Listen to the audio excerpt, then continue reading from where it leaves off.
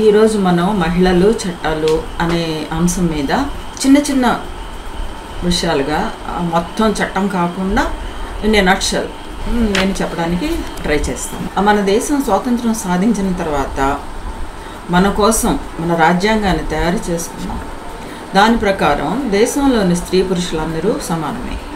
ఎవరికి ఎక్కువ తక్కువ హక్కులు లేవు. కానీ సమాజంలో కొన్ని వర్గాల వాళ్ళు తక్కువ స్థాయిలో ఉన్నారు. వారిలో స్త్రీలు మగవారితో సమానంగా అన్ని రంగాల్లో రాణించగలరు. కానీ వారు శారీరకంగా బలహీనులు.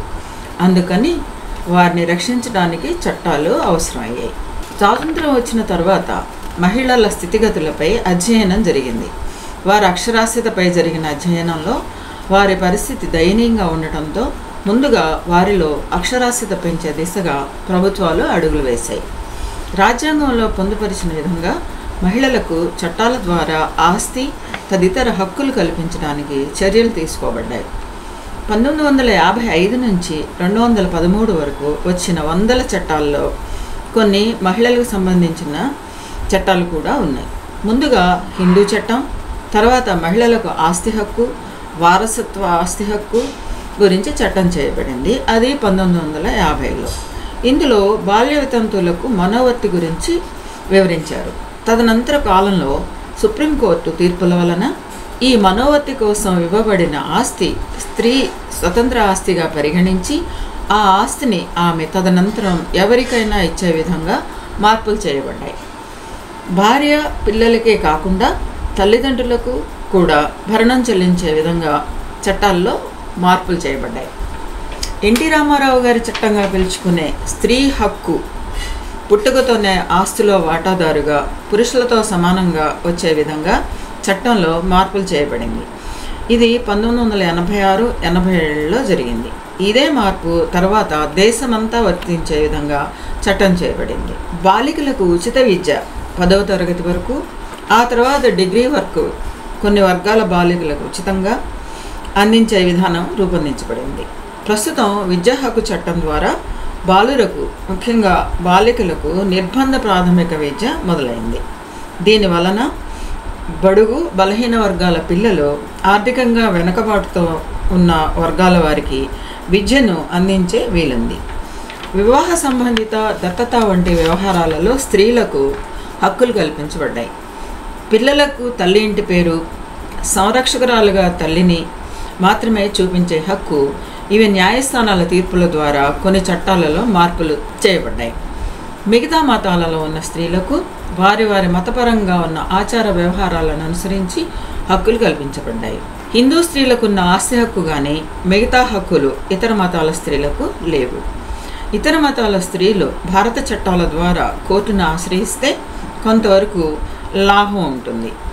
ఇక వరకట్న నిరోధక చట్టం విషయానికి వస్తే దీని ద్వారా వరకట్న సంబంధిత హింస, మరణాలు అరికట్టడానికి ప్రయత్నం జరిగింది.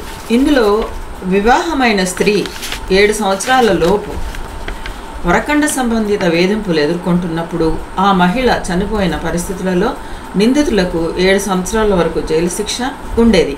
దీనివలన వరకట్న వేధింపులు తగ్గలేదు సరికదా, ఎక్కువైన నేపథ్యంలో మహిళా సంఘాలు పెద్ద ఎత్తున ఆందోళనలు చేపట్టిన ఫలితంగా 1986లో చట్టంలో మార్పులు చేసి శిక్షను 7 సంవత్సరాల నుంచి 10 సంవత్సరాలకు లేదా జీవిత ఖైదు, జరిగిన హింస పరిస్థితులను పరిగణలోకి తీసుకుని మరణశిక్ష వరకు విధించే వీలుంటుంది. మహిళలు ఎక్కువ మంది ఉద్యోగాలలో, వ్యాపార రంగాలలో, ప్రభుత్వేతర సంస్థలలో పనిచేస్తున్న తరుణంలో వారు పనిచేసే సంస్థలలో వారికి ఎదురవుతున్న ప్రతికూల పరిస్థితులను నివారించే దిశగా చర్యలు చేపట్టబడ్డాయి. పనిచేసే స్త్రీలకు లైంగిక వేధింపుల్లో ఉన్నట్టు పరిశీలనకు వచ్చింది. ఈ పరిస్థితులలో సుప్రీంకోర్టు ఒక కేసులో కొన్ని మార్గదర్శకాలు రూపొందించి దానినే చట్టంగా తేవలసిన అవసరం గురించి భారత ప్రభుత్వానికి రాష్ట్ర ప్రభుత్వాలను ఆదేశించింది. దీని ప్రకారం మహిళలు పనిచేసే ప్రతి సంస్థ ఒక కమిటీని వేసి దానికి విధిగా స్త్రీలే ఎక్కువగా సభ్యులుగాను, ఒక స్త్రీ దాని చైర్పర్సన్గాను ఉండాలని సూచించింది. ఈ కమిటీ స్త్రీ ఉద్యోగినులకు కలిగిన వేధింపులకు సంబంధించిన వివరాలు సేకరించి విషయాన్ని విచారణ చేసి యంత్రాంగానికి, ఆ సంస్థ యాజమాన్యానికి, పోలీస్ యంత్రాంగానికి తదుపరి చర్యల నిమిత్తం రిపోర్ట్ పంపాలి. పర్యవసానంగా వేధింపులకు పాల్పడిన పై అధికారి లేదా సహ ఉద్యోగులు వారిపై క్రిమినల్ చర్యల ద్వారా వారికి శిక్షలు విధించవచ్చు లేదా ఉద్యోగం నుంచి తొలగించవచ్చు. ప్రతి ఆఫీసులోనూ ఈ కంప్లైంట్స్ కమిటీలు తప్పనిసరిగా ఏర్పాటు చేయాలని సుప్రీంకోర్టు సూచించింది. ప్రస్తుతం ప్రజాదరణలో ఉన్న చట్టం గృహహింస నిరోధక చట్టం.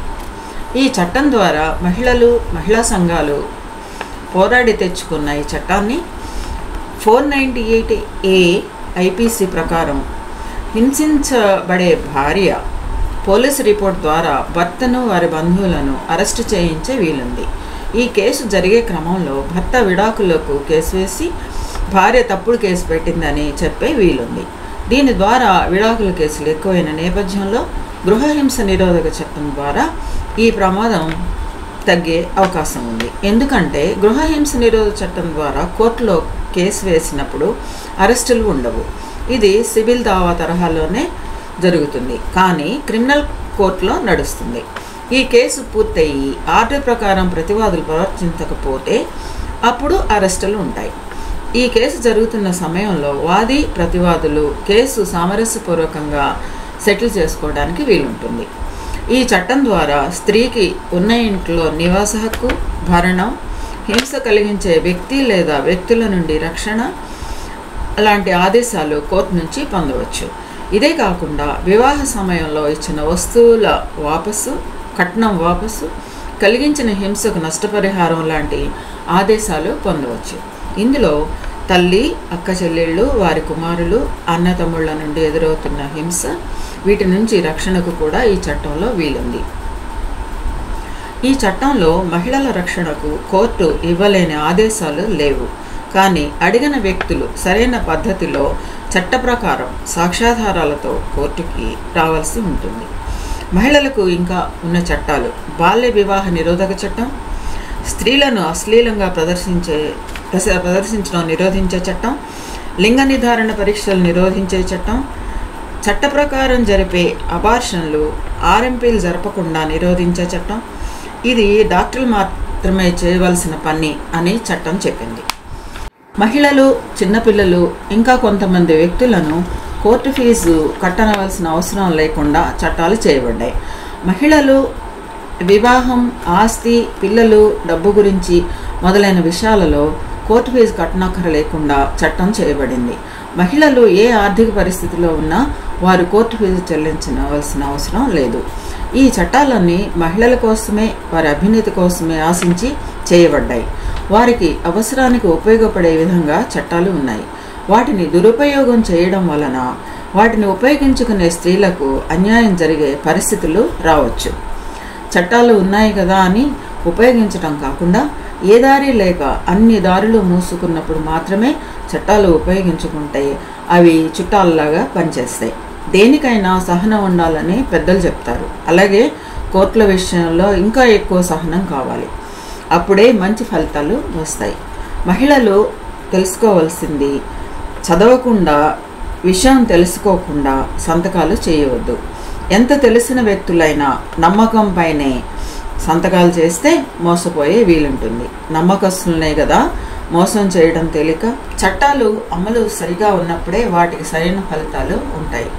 అమలు యంత్రాంగాలు, పోలీసులు, లాయర్లు, కోర్టులు సరైన పద్ధతిలో స్పందిస్తే మన చట్టాలు మహిళలకు చాలా మేలు చేసే విధంగా చేయబడ్డాయి.